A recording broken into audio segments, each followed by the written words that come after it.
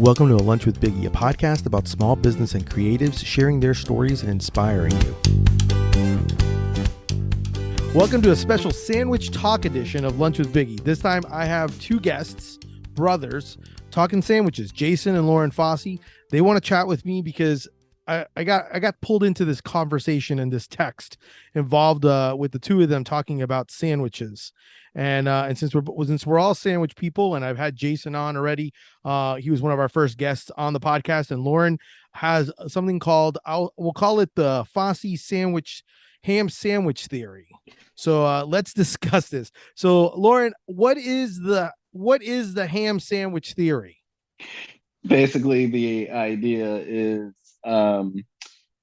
I judge my sub shops, my sandwich shops, anybody that's sandwich oriented based off of whether they can execute a ham sandwich well. I believe it's simple, and a ham and cheese or a ham? Ham and cheese to make. I almost always put cheese with my ham, so we'll say ham and cheese. But I believe the execution of that sandwich, because it is one of the more bare bones sandwiches, you can't like put down a bunch of sauces and stuff on it, in my head anyway. It'll let me know whether or not the rest of the subs are of quality. Jason, what are your thoughts on this? I agree with him to a sense, but like when we roped you into this conversation, you got to go to the sandwich authority, in order to to hash it out. I agree with them to the sense of like a ham and cheese is like, that bare bones sandwich. Yeah. We're talking like deli ham, just like the old square loaf, we're not talking about boiled ham. Fancy. Yeah, boiled ham. Like you can still kind of see the chunks and fat in it. Yep. But I think like he's right, but you got to it's almost kind of got to be warmed, right, Loren? Like it's got to sweat a little to get the flavors melding together. All right, so wait, hold on. Before we let's first. Here's my first question. Let's just little role play here. You're coming up, and you're at your favorite sandwich shop. It could be anything except for Subway. That's not allowed. But let's say you go to your favorite sandwich shop, and you're like, and Loren, give me your order. When they what is it? Because it's not just bread, ham, and cheese. Give me your order. What else is on this sandwich when you're ordering? So I'm a big fan of mayo. If I'm feeling one of my favorite sandwich shops actually is a Greek place here that doesn't. The sub's just kind of one of those things they do, but they do other things. Maybe some questionable mayo at temperatures, but that's all right. That's not what we're here for. So you got the mayonnaise. Sometimes I'll do mustard, but I do like a little bit of vinegar with my. I'm a fan of shredded lettuce. Shredded, yes. I do not like leaves. That turns me off so quick. I am a fan of having some tomato. Salt and pepper must be on the tomato. Do not just randomly salt and pepper. Is the tomato? Hold on. I'm sorry to interrupt and ask some of these questions. Tomatoes, are they chopped or are they regular? They could be like chopped up tomatoes, or are you okay sliced? And then do you specifically ask for them to season the tomato? Yes. Okay. I like this. It's like some sandwich snob stuff right there. I like this. I did this, by the way. I did this yesterday, so I totally feel you. But I also got the reaction I was expecting when I asked for more things. So I'll continue, but I'll digress. We'll talk about that later. So okay, so keep going. Are you putting like jalapenos? Are you putting olives, pickles, cucumbers? What do you got? So I'm actually, for most places, I do not like pickles because they use jarred pickles. I prefer like a lacto-fermented pickle where it almost still tastes like a cucumber. And I do not get that. I do not like those plastic pickles, man. It just does not do it for me. So anyway, my basic, bare bone sandwich is going to be the lettuce, the tomato, salt and peppered, the vinegar, and I like some onion. So the thing about the onion, and we delved into this a little bit, is once you cut it, it sweats, it mellows over time. That's one of the advantages to the sub shop is they have prepped everything. So it kind of sits for a bit and it's not as in your face. I don't care. I prefer red onion, but I will take white. I've had, I think the place I go, the little Greek place I go, you don't know if you're going to get red onion or you're going to get white onion. It's whatever that guy's doing at the time. And that's basically it, right? Like that is the qualifiers for that sub at the time: the ham, the cheese, and everything I just stated. I don't like to throw in other flavors. Usually, if I'm feeling it, I'll do some oh god, like they might have like the Italian mix with the vegetables. I can't think Ghirardelli. Is it Ghirardelli? No, that like giardinara, Yeah. yeah. or giardinara. Yeah. Or sometimes like the banana peppers, right? Like Mhm. I'm willing because that's kind of got that sourness that I like with it. My ham sandwiches, I lean salty and sour. Those are the two things I like about it. You start throwing sweetness into it. Some people like the honey mustard and stuff. It starts unbalancing from what I enjoy. Keep in mind, I mean, everybody's got their thing. There's people who like Yeah. sweet sandwiches. Go Yeah. for it. But those are my basics. And then I know I'm getting a good sandwich if the guy on the other side wraps it so tightly that I could probably beat somebody unconscious with it and still eat it. Yeah. No, I like that. I like that. Jason. Okay, so just for a few things, just to kind of figure out location wise, I'm from Orlando, Florida. Jason, you're in Virginia, Yeah, Virginia Beach. Virginia Beach, and then Lauren, where are you located at? North Carolina. North Carolina. Okay. And I will say to you, I totally agree with you on the idea of the wrapping. I actually just watched a video of a guy making homemade subs, and he literally made the bread and everything, and that was the one thing he did was he grabbed the wax paper, and he had a whole thing about it which I truly appreciated, was grabbing the wax paper and actually doing the sub roll on it, so you're wrapping it up almost like a burrito or something like Yeah. that. But what it does is then it kind of almost like forces all the flavors mixed to kind of congeal together.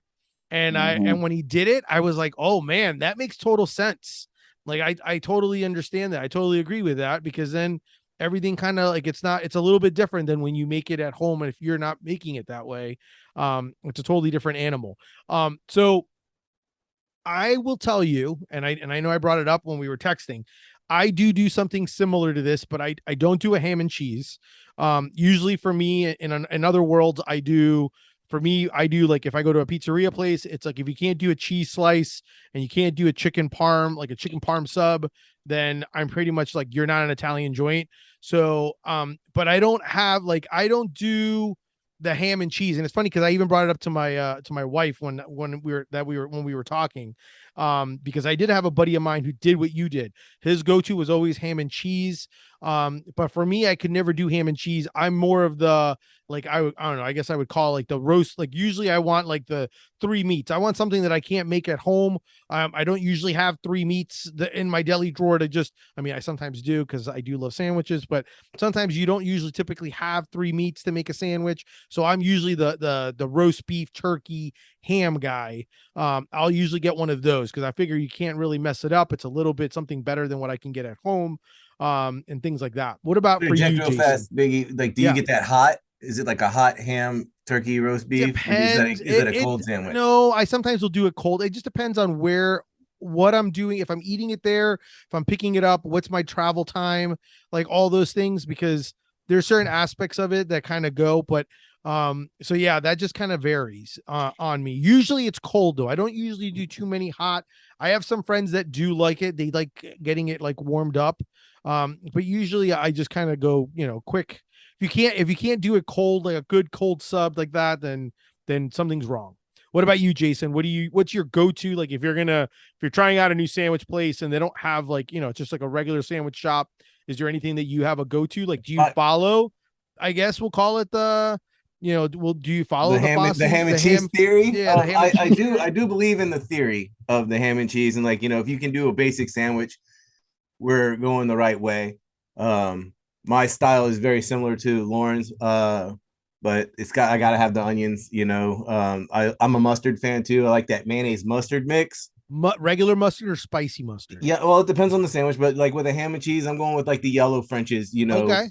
Like it's just Yeah. like it reminds me of childhood. That's what you had growing up. I'm Yep. also with you because like the three sandwich meats I normally have in my house are the ham, the roast beef, and the turkey. Yep. Which I gave myself food poisoning. Hilarious story. We'll come back to that. Oh God. But my go-to when I go out to a place, like I'm usually an Italian guy, Yep. with like your like salamis, your pepperoni, your prosciutto, whatever, like whatever combination of Capicola, Italian yeah, meats they have. mortadella, all that stuff. Yeah. But wait a Like second, are you getting that everywhere, or you go, or like if this, are we talking like an Italian, some kind of like an Italian shop, or are you just going to any sub shop? it's pretty much sub And shops in general. I normally like will go toward the Italian. okay, I just like that saltiness, yeah, and like how well can they pull it off, But again, like those meats are cured, and most of them, even the bad ones, are pretty good, So that's like a yeah, safe bet. Like these are cured meats, yeah, and I still top the sandwich pretty much the same way. I know it's like blasphemy to put mayonnaise and mustard on an Italian, but it's my sandwich. I yeah, make it the way I want it. You make your sandwich the way you want it. Like, exactly. No, I but totally get that. Um, yeah, I'm one of those where I do love a good Italian, but I don't get an Italian if a place like sells sandwiches, and if I'm not seeing like a deli slicer or something like that, I'm probably not gonna order it. I don't know why, I just don't. There, I don't know. I kind of think to myself, it's like going to like a seafood place and ordering a steak. Like there's certain aspects, some steakhouse places like ordering that. chicken. Yeah, like things like that. Like I just kind of sometimes I'm like, what are you known for? Then maybe that's kind of what I should stay in that house of what you're ordering as much as I could, depending on what it is. So that's kind of where I kind of fall when it comes to this. And for me, yeah, I don't have a problem with it if you're gonna do mayo. If you like me, I know a guy that's like just like severely into mayo. Like his like note to the deli guy when he does mayo, his note is like he's like he goes, I want extra mayo. Now look at it and put more mayo because you didn't put enough mayo. And then it says, and then when you're done with that, grab another slather and put more mayo on top of that. Like that's literally what his notes say That's a on it. little He's tough. like That's a lot. like he It's wants like a slip and mayo. slide. Yeah, like he wants mayo on mayo, which would cause structural integrity issues on your Yeah. sandwich because that thing's just gonna slide right out of the We have bread. had so But many conversations about how to properly construct and dress a sandwich. It is stupid. all right, well, good. This is what I want. So let's talk about that. Like, let's talk about what, especially since okay, and so as I kind of alluded, Jason does own, obviously does own, part of Team Fat Kid, food truck in Virginia Beach, and he obviously assembles way more sandwiches. I would say probably more than Lauren and I, at least on a Yeah. regular basis. So we'll go with I'm gonna go with you as my expert, I made resident like 40 expert. cheesesteaks yesterday, if that All helps. right, so good. So then give me an idea. And I know we've had this conversation on my podcast, but you guys went more with ingredients. I want to talk more about the construction and the layering of the flavors. Give me some idea, and we won't go cheesesteak. Let's go with the idea of staying in the ham Yeah. and cheese world. Like, how are you layering the meats and like the all the toppings and all that stuff? Like I have a lot of experience in this, obviously, but I also love sandwiches and I make them at home a Correct. lot. Yeah. And specifically of the sub variety. So like what I normally like to do is like, you cut your bread open, you got to keep the hinge intact, Mm-hmm. right? Because that's like your diaper side. It kind of keeps things from sliding out the other Yep. side. Yep.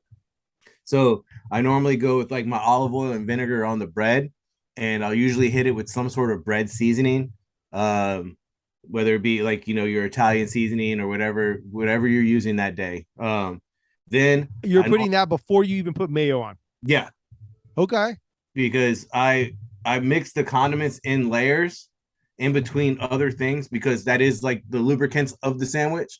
Yep. So if we're going like ham and cheese, that's all we're gonna do, like ham and cheese, in your garden. So I put like the meat down, then I'll give like a squirt of like the mayo. I'm a guy with the squeeze bottles. Okay. QP is kind of like my thing. Got QP it. mayo, the Japanese style. Yeah. Then I'll put the cheese down. I'll hit the lettuce, and I like to hit the lettuce with a little bit of mustard, kind of dress your salad like salad dressing. Yeah. I'm with Lauren. Then you hit your tomatoes down, also another slidey thing. So then you hit that with the salt and pepper, and then your onions, and then you kind of got to give it a whole roll. Do you, when you say you toss, like, do you toss it? Like, are we putting the lettuce in a bowl and I kind tossing of like it just up? on the sandwich. I'm not Okay. making extra dishes. You know, I'm Okay. that guy also. Okay. Like I'll mix it right on top of the sandwich. I gotcha. I gotcha. So you're doing basically your dressing, ham, cheese, obviously the condiments in between there. Then you're putting the lettuce. Then you're putting tomato, and then you're finishing it off with whatever seasoning, maybe like oregano or whatever. Mhm. Closing it up and rolling it, and you actually Always wrap it roll. as well. Always roll. Yeah, I roll all my sandwiches at home. I've even done different ways because I've always been trying to build the integrity of the actual sandwich. I've built the entire sandwich on saran wrap, rolled that, and then tightened that up into like a tube, like almost like a sausage, and let it sit. Yeah. And then I open that up, and then I put that inside the sandwich, inside the bread, and then close that up, and then wrap it again. Wait. So when you're wrapping it on saran wrap, Okay, when so you like wrap I it, lace saran wrap. so you're actually wrapping the insides of the sandwich, Yes. and then you're basically doing opening it up and literally almost like if you were like sous vide something, and you're like Yes. opening it up and then undressing it and putting it, laying it Yeah, onto the so bread. it's like a log that you put inside Yeah. the hoagie roll, and then you close the hoagie roll up, and then wrap that with your wax paper to get another tight seal, and let it. It's got to sit around for a little bit though, too. You don't just What's a sit around? Like, are we talking about like refrigerated sit around, or are we no, putting it no, in just like on the just leave counter. it Like on the if it was going to countertop sit for a in your little bit? car, like if it was going to sit in your car on the way home, you pick it up at the sandwich shop. It's got to sit around Yeah. for like 5 minutes. So that 5-10 cheese minutes. melt, that cheese actually starts getting that room temperature melt, so Yeah, it's not that cold. It's got a little bit. Yeah, I gotcha. I mean, I've Now, how built. often are you doing this saran wrap technique? Are you doing this all the time, No, or is this? that was just like a one-time test run. It worked out really well, but I was building an Italian that had a friend of mine came over to my house and brought like a charcuterie board. And then at the end of the day, there was just like all this Italian meat. So the next day I was like, this is happening. That's my thinking. That's how I look at things. I'm like, It was a hell of a leftovers. cross How do I section. make that into a sandwich? Yep, exactly. Yeah. Wow. Loren, what are your thoughts on this? You follow the same precedents when you make it at home? So I don't do his compression, like his one-off experiment there. It was a really neat cross section he had. It almost looked almost like a wrap. It was reminiscent of a wrap. It was so tight. I myself, not that fancy, but I'll usually go down with some oil and vinegar on the bread. I'll do my mayo. I season that mayo. So we're talking one side. We're just building up from the bottom. I'll do layers of meat and cheese kind of intertwined. Yep. And then if I'm making more than one, I Hold will on. actually. Let me ask you this, since you brought it up. I'll want Loren to answer first, and then Jason. When we're talking meat layering of meats, we're not talking laying them flat. Are you doing like little bunches, so there's like layers, or are you just actually like laying it flat on top of each other, or how are you assembling in that? I throw it in loose. Okay. Just kind of because it'll get packed in, and then Correct. sometimes you get a little bit more meat, and then sometimes Yep. a little more cheese. If I'm being super lazy, we're talking like white slices. Yeah. I'm probably just gonna lay that down flat. I'm just being Yep. honest. But if we're Yep. talking sub construction here, so I'll interchange that up. If I'm making more than one sub, I will dress my lettuce in a bowl and basically make what is essentially a slaw. And I mix my onion in there. I'm a fan of black olive. I'll throw black olive in there. So Olive Tippinod, man. You can't pass on that. Right. But anyway, but we're talking like I find the reason I like the shredded lettuce is because it will act like a matrix. It holds on to things. And you can throw a little bit of mayo in there too if you want a little extra wet. I usually use like I use a good amount of mayo. Borderline just not appropriate sometimes on my bread. So once the lettuce is dressed, I got more vinegar in there and oil in there because it holds so well. And then I'll put the tomatoes are usually put on the other side of the bread for me, which I've already put some vinegar and some mayo down on that. Then I'll season my tomatoes because I'm usually using sliced tomato. Yep. And then I'll just kind of hinge the sandwich closed on top of the lettuce. And I find you want the I've done it multiple ways, and it's kind of like a hamburger or a cheeseburger in this sense. I find you want the tomato touching mayonnaise because when the juice of the tomato starts running, it kind of makes like a sauce for everything. I like a wetter sandwich. I'm not a fan of dry sandwiches. It's the quickest thing to turn me off. I don't mind a cold sandwich. I like toasted sandwiches, but honestly, what I mostly eat, mainly because I'm usually traveling with the sandwich, is a room temp sandwich. And I find when everything's kind of like warm, like room temp warm to slightly cool, I enjoy that sandwich more. The flavors are more pronounced. But that's kind of where I go. I don't usually buy like the sub oils and stuff like that at the store because you can make your own in like 3 seconds. So I don't see the reason to pay somebody $8. But you know, a irresponsible amount of mayonnaise and mustard usually hits the bread, but I'm fine with that. You say the irresponsible amount? Yeah. Is there what and okay, mayo. I think I know the answer to this, but I'm gonna ask it anyhow. Mayo preference? So I am around here. Duke's is easier for me to get. So I get Duke's and I get Blue Plate. Those are basically Yep. the two Yep. I buy Yep. almost exclusively. I do use QP, but I haven't really used it on my subs, mainly because I don't really always keep QP. I'm not a fan of Kraft or really anything else. If I've got to, I will freaking make some mayo. It's not that hard. Wow. Okay.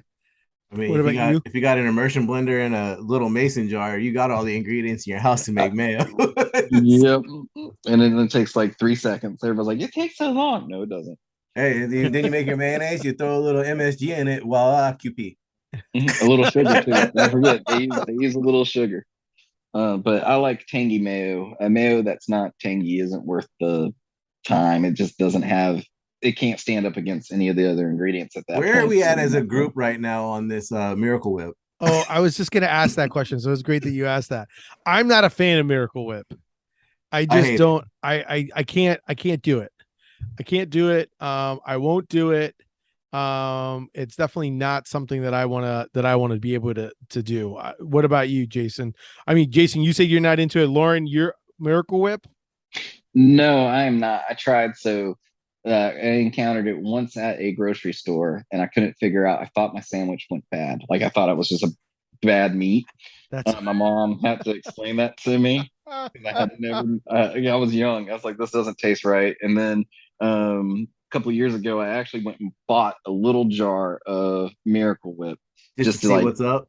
yeah, just like maybe you know things have changed. No, they have not changed. It makes everything taste like it's gone sour, like in a bad way. I'm talking like it's just Have we doesn't. tried it? It's sweet. Has anyone tried it to like make like coleslaw or something like that? I think that's what it's labeled as a salad dressing. I think that's what it should be used for, but I can't do it. I just can't do it. I'd rather no.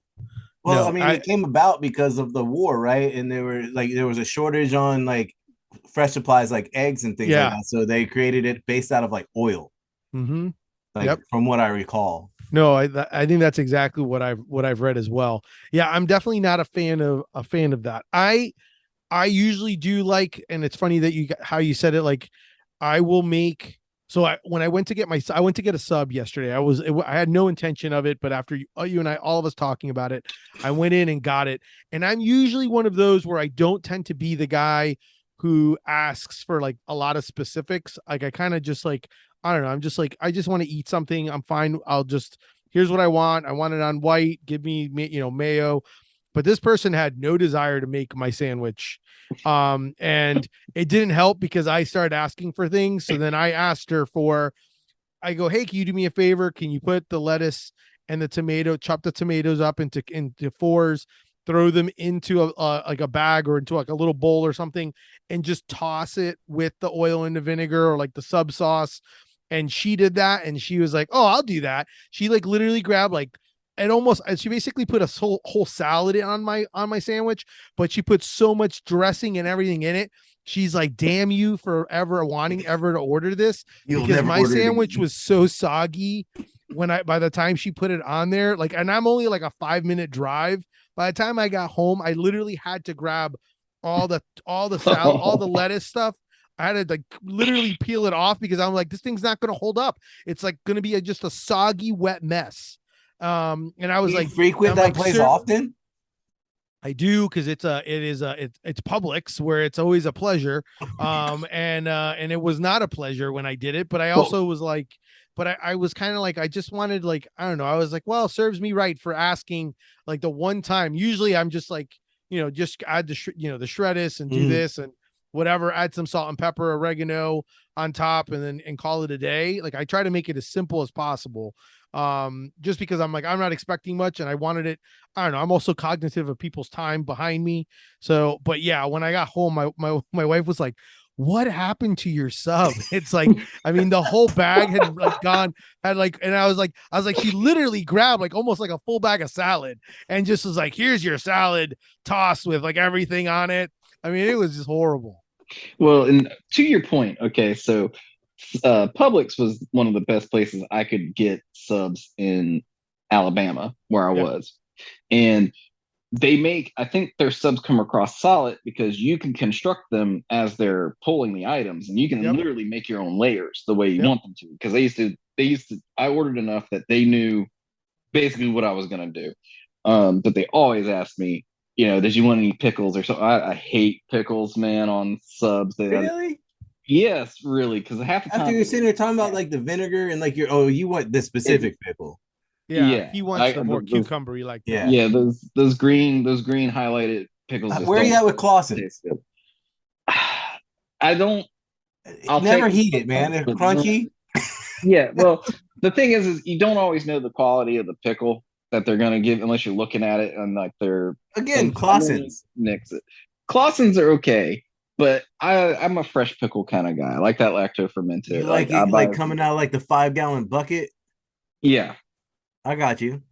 Okay. So, and because I like that freshness, but again, I like the vinegar, but I like the vinegar flavors because usually it's like red wine vinegar and stuff like that, right? So a pickle when you start stacking that flavor palette on it, it's not always the best. And you're looking at a guy who I just made chicken salad the other day. I used your hot sauce and some horseradish and some jalapeno to get. Put the hot sauce and the horseradish on there?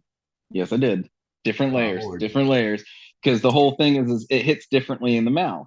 Like yours hits late, horseradish kind of hits up in the nostril area.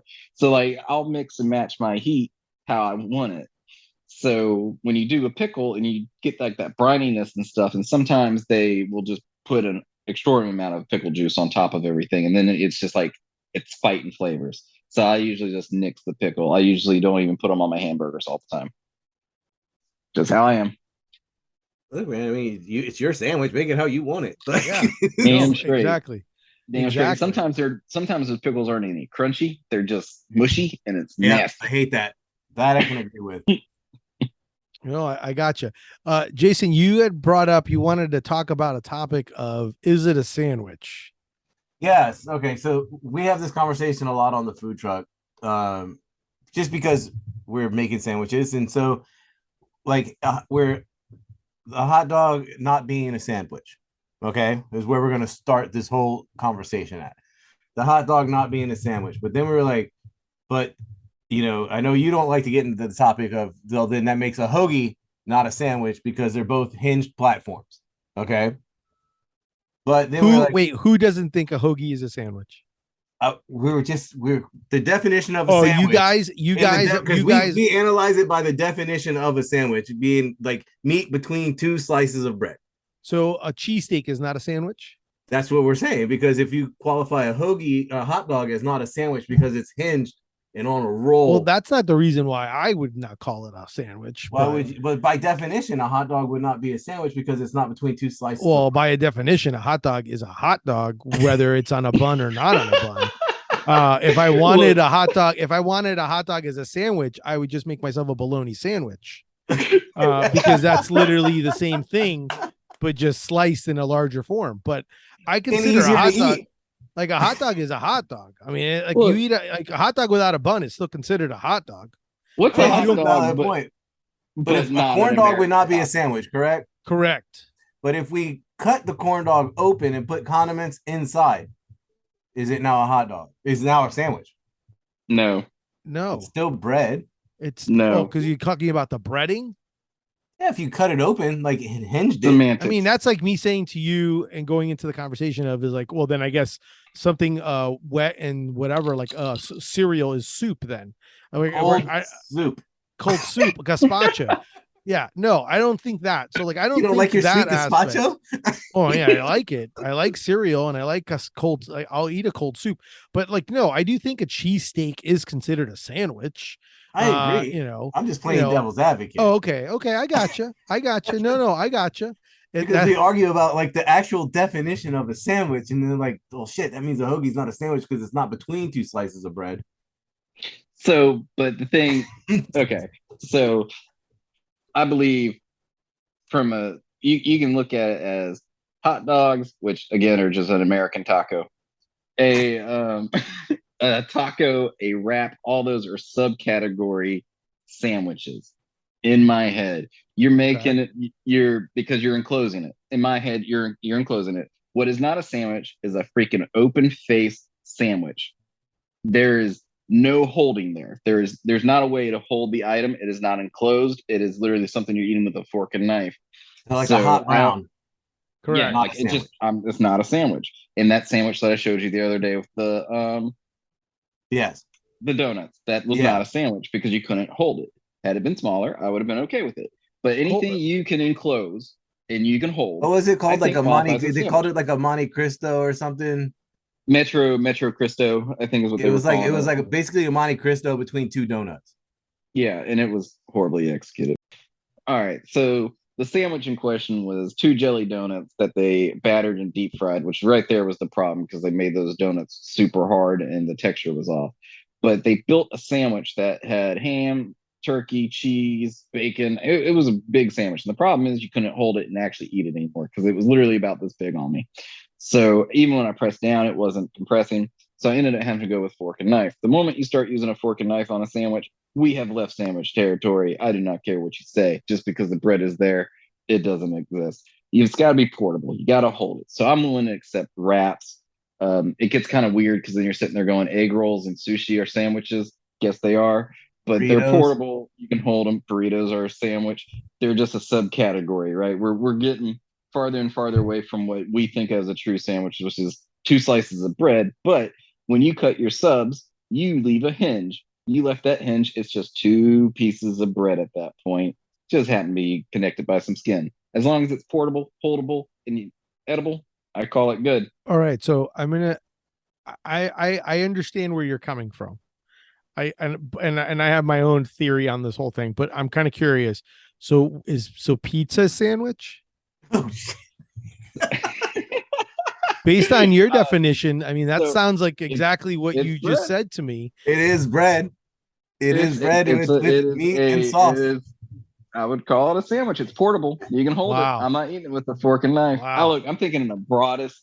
I know. I know you're giving it as I'm going to go with a very flexible minded theory on the sandwich.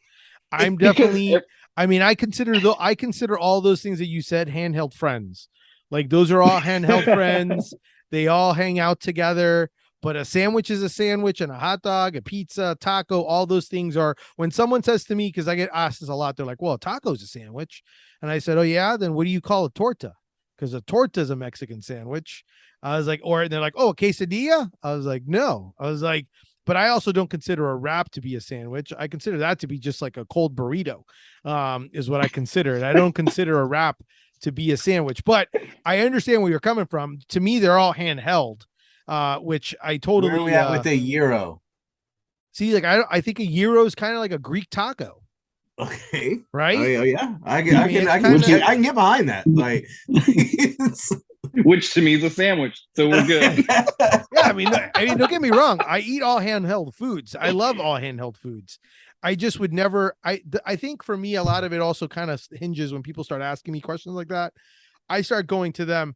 So if you ask me, because a lot of people would be like, well, is a hot dog a sandwich? And I'd be like, so have you ever told someone, man, I could really go for a sandwich, and then they give you 2 hot dogs? Would you say to yourself, Oh yeah, that's exactly what I wanted. Like, no, you don't. You never do that. Like, there's no. Like, I've never said, man, I could really go for a good sandwich, and then someone just says, oh, I got tacos. I mean, I'll eat them because I freaking love tacos, But but I'm not for gonna. me though, it's just a subcategory. Okay, That's all it is. yeah. If you say sandwich, most people are sitting there going, yeah. But if they're like, I'm thinking hot dog, I want a hot dog. I want a specific hot dog I mean, I sandwich, kind of always want a hot aka dog. It's a lot like American tacos. taco. Yeah, American taco. I do really like that.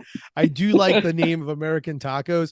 I'm gonna tell a friend of mine about that because he has Could be a hot dog company, and so they're called Cholo dogs, and they're Mexican style. They call them weens, is what they call them, and I'm just gonna call them like I'm just gonna call them American They hot do dogs. like a Sonoran American dog, like tacos. where they have like the beans and their bacon. No, wrapped no on beans that. in theirs. At least that what I've seen. No beans yet on one. But I really feel like you would have a great idea there for like a hot dog stand called the American Taco, and it would really confuse the shit out Oh of yeah, people. for sure. But For it'd sure be it great. For sure. But it's you got to look at what the food's trying to accomplish, which is the portability. Yeah. Right. Like the everybody's like, oh, the Earl sandwich thing, which is like the most Western and white thing to think about as far as how sandwiches evolved. Yeah. But sure, we can go that route. So the Earl sandwich, it was for portability. 2 slices of bread, some meat in between. He was eating it. And then so I'm sitting there He looking was at playing cards. Supposedly he but was then you're playing looking at- cards. I also read something that he was actually like just a politician, hardworking guy, and they basically used that as saying that he was a gambler as a thing. But either way, he did it for portability. I mean, that's the Exactly. reason why he did it, and So which is great. so like why die on your heels? If Yeah. you're sitting there, the first category you're looking at is I need a portable food. You hit sandwich. Sandwich encompasses everybody else's item in my mindset, and it includes the slice of pizza, because if you fold that pizza over and you baked it that way, what do you have? Calzone. Isn't it like So- the Sicilian pizza that has like the dough on top and bottom? No, I don't know. I don't think the Sicilian has the dough on the top and the bottom. Or is that just a stuffed pizza? That like might be a pizza? stuffed pizza. So does Jason, do you follow Lauren's theory of his I would call it his sandwich universe would be anything handheld is a sandwich in his world, in his No, universe. I don't back that. Okay. And it's I'm with okay. you, I like mean, on the I don't know if I would say a wrap is a cold burrito. But I mean, a wrap is a wrap, a sandwich is a sandwich. Yeah. I mean, I like them both equally. You know, I'll eat a wrap, I'll eat a sandwich. I think I lean more towards the sandwich. Yeah. I'm a bread guy. So you know? wait a second. So being that so at the end of the day, like a majority of the guys on the truck, do they consider then like a Philly cheesesteak? I'm assuming 100% it's a sandwich. Okay. Yeah, I was it's just a making sandwich. sure. Because I could see some people being that like really going down to the letter of the law. And I do agree with you. A trencher is a trencher, or a open face sandwich is not a sandwich. That's not the I premise. think we should go back to calling them trenchers, though. I do like the name I of like calling that, them yeah. trenchers. Yeah, and that's really what it But was you called. wouldn't eat the bread in that case. Well- You wouldn't eat the bread in that case. Well, technically, the idea of the trencher was that it was the fact that the bread was used to be able to hold up and kind of like absorb some of the gravy and the juices of the meat that's being put on top. That was the idea of the So it bread. was like yesterday's bread, right? Yeah, so it was basically allow you to do it that way, but you would eat it with a fork and knife. That's why I'm like, well, then that's not really like a sandwich. Like, how would I eat that? So yeah, when people tell me like, oh, hot brown, I was like, I'm like, yeah, no. I was like, I just consider. I mean, I'll eat it, but no, not a sandwich. Yeah, exactly. I'm definitely like on the more, things with bread Yeah. or sandwiches, that are portable. Again, I'm not on like the pizza is not a sandwich, Lauren, unfortunately. You don't go to like your local sandwich shop and get, well, I guess a lot of places Now you you could go to can. your local sandwich shop and get pizza. Now you can. I feel say like one of the places I get my subs from Yeah. sells pizza. Going back to like the earlier question, Biggie, when you were asking about like laying meat flat when you're building the Yeah. sandwich. When we're building hoagies, we lay the meat flat because we're trying to accomplish that roll and wrap kind of look, for structural integrity. But like if I'm on the white slice, Yes. I'm just making like a lunch sandwich. Yeah. I like to ball it up a little bit, fluff it up, and give it some height. Yep. Like, so I might use like, 4 or 5 pieces, on a little slice of white bread, just like using like the 4 corners, in the middle, and to give like some texture to the meat. Yeah. So it's like not just like a flat bite. Nope. I agree. No, that's why I was asking that question, because I've seen some people use a technique where they roll the meat. They'll actually like roll it up and put it so it's almost I've like done that for clubs. Yeah, so it actually creates kind of like a layer. And I totally understand why you would do that with like sliced bread, on why you would want to do that, because it does. It creates those, and I do like the idea, especially like depending on the certain meats. I do exactly what you guys do when it comes to like adding a layer of like condiment or something, some kind of sauce or something, especially if it's like a drier meat, like a turkey, putting something in between the layers. It kind of just help with like the whole chewing and everything like that. So I totally get all that. Now, we talked about one other topic that I kind of wanted to make sure we brought up on it, and that was the idea of, and I know we used examples of like our parents like cooking and stuff like that, but what is it about, and I've heard the joke, and I've heard like the story, like I've heard the joke about like, like when they say in the, back in the day, like the horrible way of guy telling someone like, woman, go make me a sandwich, like that thing, like, shut up and make me a sandwich. Well, guess what? Like, what is it about? And I actually wrote like a blog post about it long ago, and I'm gonna have to bring it back, because I as much as I totally think obviously that's a horrible thing to say, but I will say that what is it about someone else making you a sandwich taste better than when you make it? Like, what is it about that? Have you guys thought of like, what do you think it is that causes that? I don't know. Like, maybe it's the fact that you're being catered to, perhaps. I don't know, man. Like, but you're 100% accurate on that. Like, when someone else makes something for you, like if you go to a restaurant and order your sandwich, like we're using Italian, for instance, okay? And then you go home and you have all the same ingredients and you make it yourself. It's just not the same. There's like I don't want to say it's minute, but it's like a small factor that is, it's just not like when you recreate a recipe from anything and then you go home. Like my mom used to make, she still does. It's like a angel hair pasta with just chopped up chicken breast that she browns in the pan, olive oil, Parmesan cheese, and green onions. It's delicious. It's very simple. She had 4 kids. You know what I mean? Like, this is quick and easy. It's simple. I make it a lot, but mine is never as good as hers. Like, as when I was growing up, like it doesn't taste the same to me. So I think we did approach this in the chat before we decided we were going to turn the text off and just do this. By the way, I was just thinking we were having a great conversation about sandwiches, but anyway, so it just evolved, which is not an abnormal conversation for Jason and me to have, but well, I hope to be part of that conversation continuing, because I loved it. We will keep you in the loop, sir, for sure. I think from a why can't I make it as well as my mother perspective, that's rose-colored glasses. Okay, you are remembering a good moment, and you can't recapture the lightning in the bottle for you because you're remembering things that may have not been as good as you think. Like, there's been times, like I remember, like my mom used to make some really good rice and gravy, but I remember several times where the rice just was either overcooked or undercooked. Shut up, dude! You're gonna talk about mom's cooking in a negative way, and the rice was undercooked. It happens. I'm telling. But that's the thing that happens, right? So we choose those memories and we elevate them, and we can't hit those because of expectation. But in a sub shop or anywhere else, we talk about desensitization. You don't eat bacon nearly as much as probably me or Biggie do, and I don't eat bacon that often, but it's because you're around it. When I was working for the bakery, nothing on that. It was just product. I didn't care about it.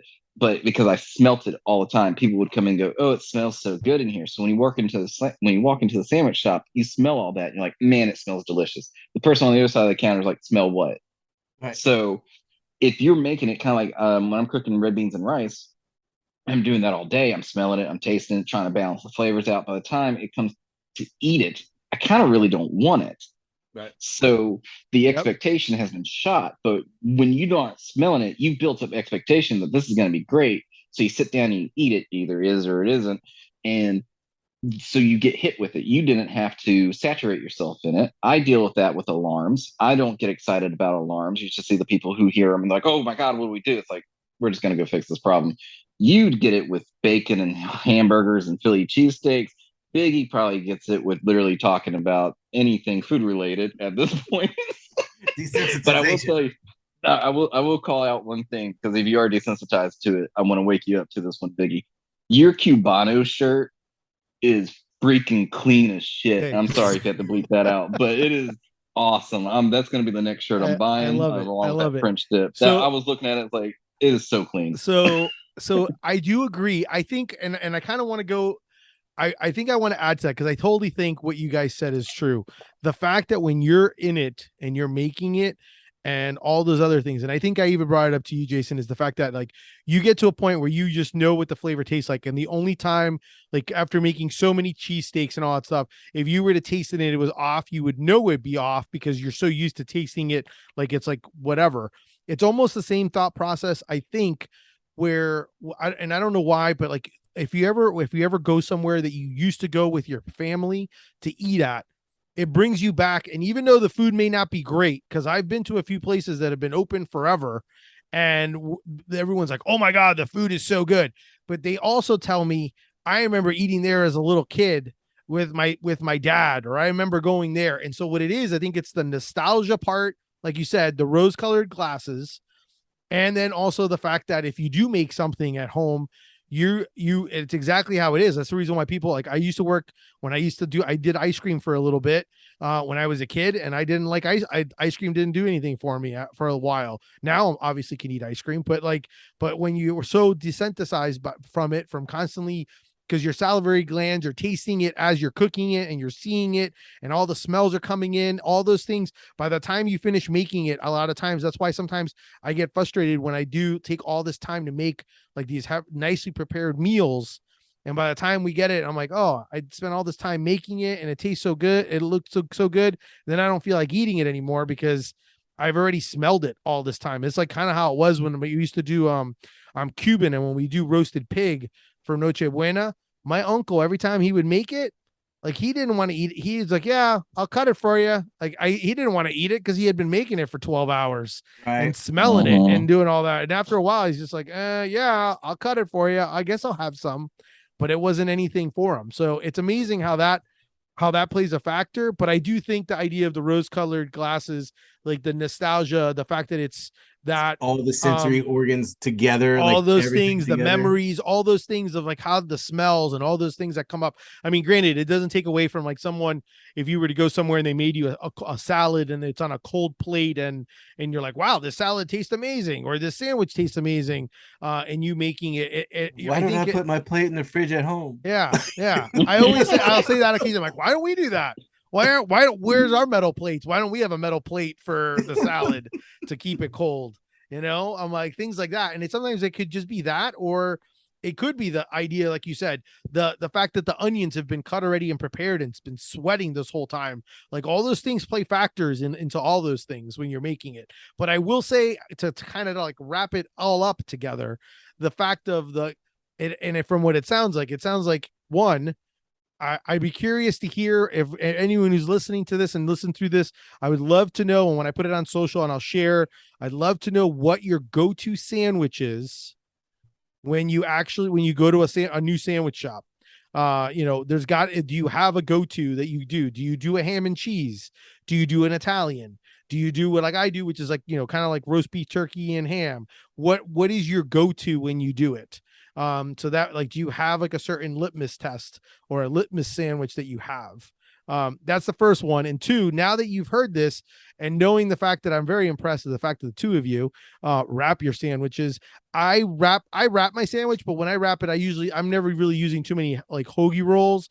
I usually have like sliced bread, and now I'm trying to be a little better. So it's like keto, like reduced carb bread. Yeah. So you're going keto? Is that what? No. I just try to like obviously, like, we try to figure out, you try to find ways of how you can cut corners on some things and you're eating. So like we'll do more of like, instead of buying like regular pasta, we'll buy like, like my wife will buy chickpea pasta, or I'll use some cauliflower rice. Like I try to find ways of kind of changing my eating habits. And like obviously I like to consume sandwiches. So I don't consume it and if I do, I feel a little less guilty if I buy like a low carb keto bread, or like a low carb type tortilla for like tacos or whatever. Do you find like the textures are weird or different? Yeah, the bread, what I figured out, the way I can kind of trick the bread is I toast the bread, and then you obviously add your condiments and all that stuff. And when you do that, then it's just kind of like what it is. I don't get me wrong, I still eat out I'll still go and eat out, but if I'm at home and I need like a quick, because a lot of times what happens is I'll just do a quick sandwich. So like if someone were to watch me make a quick sandwich, they'd be like, dude, really? Like you're a sandwich guy? Like, what are you doing? And a lot of it's just like, I'm like literally just like adding mayo, throwing, like I'm in a meeting, so I have like 5 minutes. So I'm like throwing some deli meat, throw some cheese, add some seasoning, mayo on the bread, make sure the bread's toasted, grab it, just walk away with it. And I do wrap it, but I usually wrap it with with a paper towel. I wrap all my sandwiches in paper towels. Even like when I make my kid a sandwich, I'll wrap it in a paper towel and then put it in a Ziploc bag. So like for two reasons, I don't know why. One, so like I feel like there's no like the air, so the bread doesn't get like hardened up a little. Sometimes that happens. I also tell people it's also because that way you have a napkin, so like if you need it, you can then wipe yourself with it. Because my kid I usually would make her like a peanut butter and jelly sandwich or something like that. So, and before I kind of digress, peanut butter and jelly sandwiches, and I know obviously peanut butter and jelly sandwiches are consumed quickly, but how do you guys make your peanut butter and jelly sandwich? I'm quick, easy, white bread, not toasted. I like it stuck to the roof of my mouth. So white bread, peanut butter both sides, jelly in the middle, usually grape for me. Close it up, and I'm good to go. Lauren? So almost exclusively grape jelly. I don't care if it's toasted or not. That's not a qualifier. But when I make my peanut butter, I put peanut butter on both sides of my bread. Yeah. And when I put the jelly in, I actually stir it into the peanut butter so it doesn't shoot out. Wow. It gets trapped. I like it. So it's flavored in. It doesn't have to be like homogenous. It just needs to be trapped by the peanut butter so it doesn't just go somewhere. But that's how I do my peanut butter sandwiches. I like that. That's actually really good. And I'm the same way. Peanut butter both breads. It doesn't make it as soggy. It holds the soggy factor. Unless you're going to consume it quickly, then obviously then you can do it.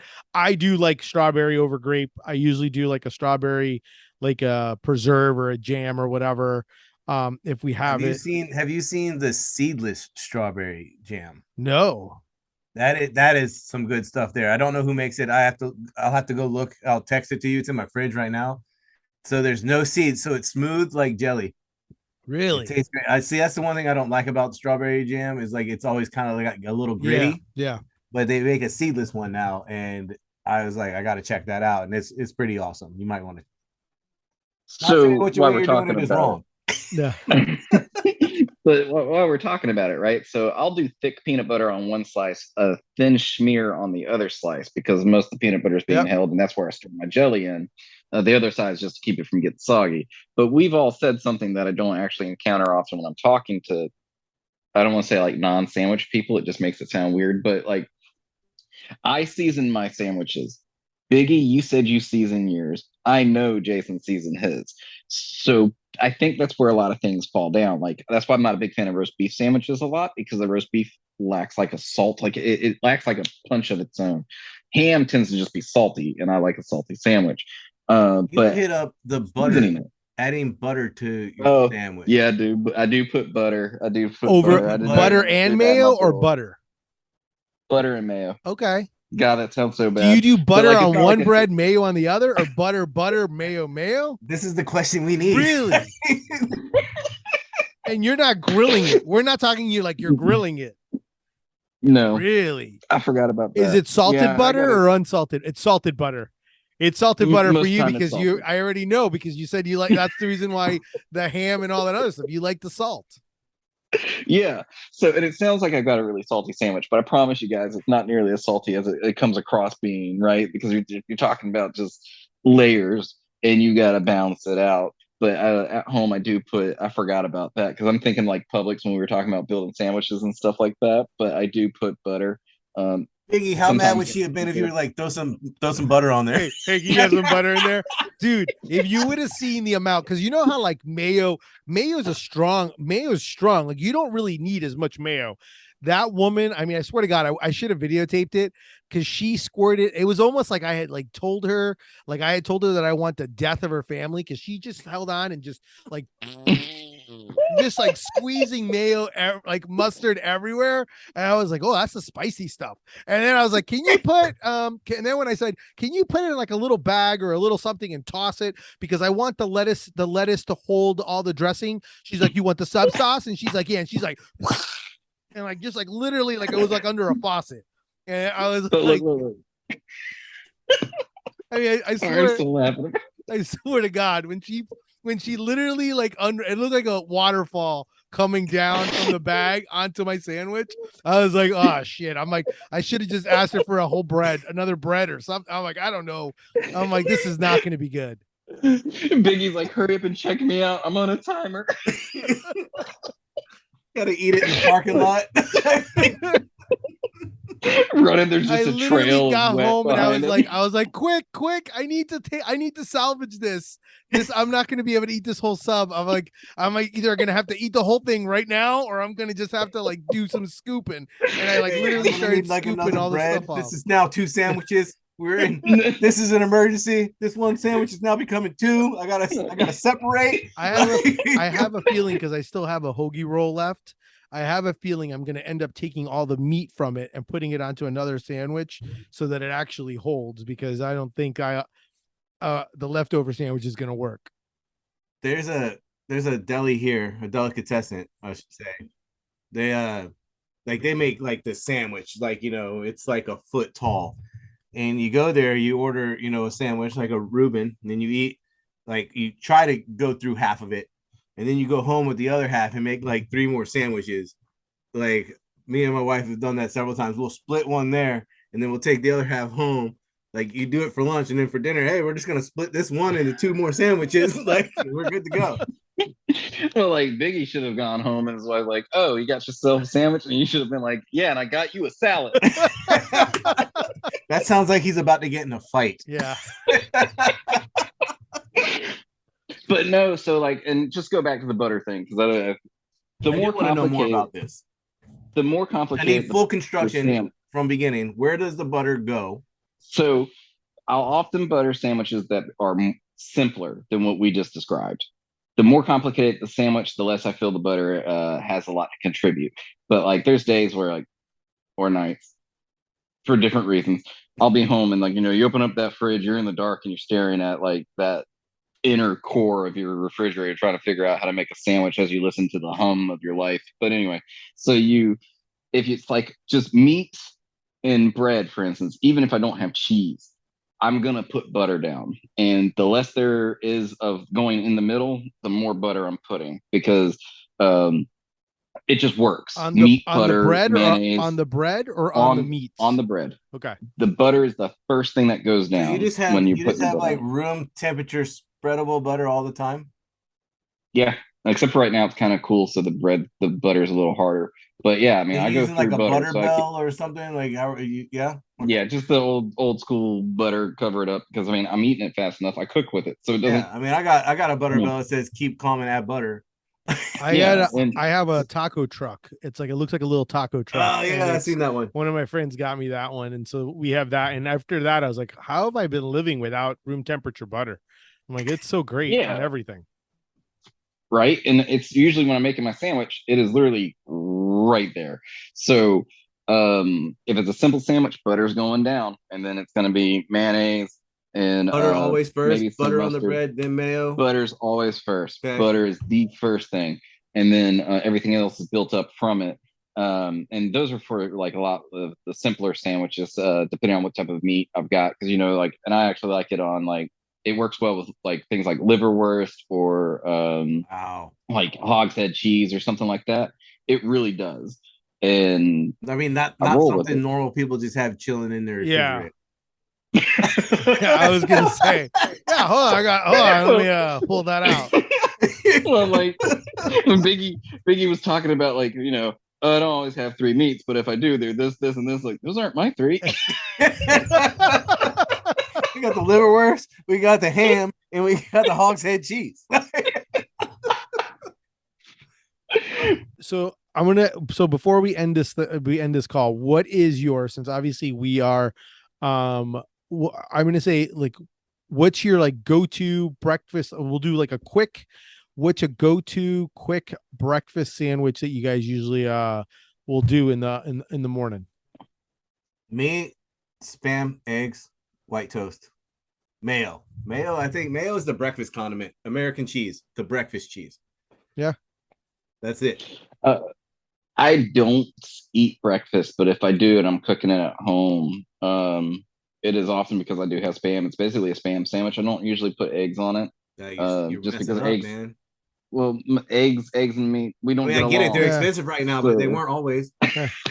No, it's more like I don't want to be sick later. So I usually just do Spam and cheese with some mayo and some mustard. Okay. What about you? I mean, it depends. And it's funny because, Lauren, I'm the same way. I don't really digest egg too well, but I'll make myself a fried egg sandwich. And usually when I fry it, I'll grab like the everything bagel seasoning and I'll put it on top with all my seasonings. And I'll just I'll grab the deli meat, whatever deli meat I have. Unless we have like Canadian bacon or Taylor ham pork roll or whatever like that, I'll throw those on there. Turkey roast beef with a something like that. Like I'll throw all that stuff on there. Like I'll throw all that stuff on there, and then whatever good bread we have, if we have any bread or a bagel or whatever, I'll just like toast it, and then I'll put I usually will do cream cheese, so I don't do mayo. Since it's breakfast, I'll do cream cheese as my condiment of choice for the breakfast. I'll do that, and then I'll assemble my sandwich. And I've not tried the cream cheese. I'll have to try the that. Other cream cheese and bacon, dude. Check that out. That's the other thing that I do for go-to is I love making. On the weekends, I like making egg in a hole or bird in a nest. And then what I do is I make sure that the eggs, the yolky part is on the inside. So that way you're able to hold on to it.